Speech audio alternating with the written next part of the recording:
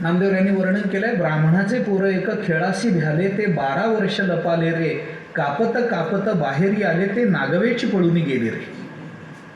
शुकाचार्यांचं वर्णन. 12 वर्षाचं वय आहे.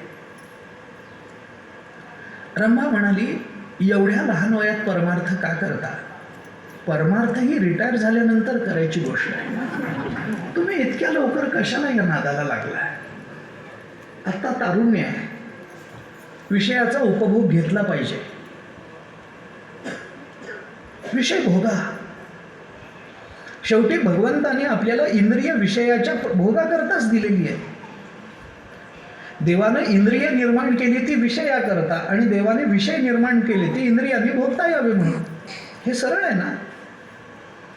आम्हाला डोळे का दिले तर रूप बघता यावं म्हणून, कान का दिले तर शब्द ऐकता यावा म्हणून, नाक का दिलं तर गंध घेता यावा म्हणून, आणि देवानी शब्द स्पर्श रूप रसगंध या पंच तन्मात्रा का निर्माण केल्या तर आम्हाला इंद्रियांनी भोगता याव्यात म्हणून. मग देवानी इंद्रिय विषयाकरता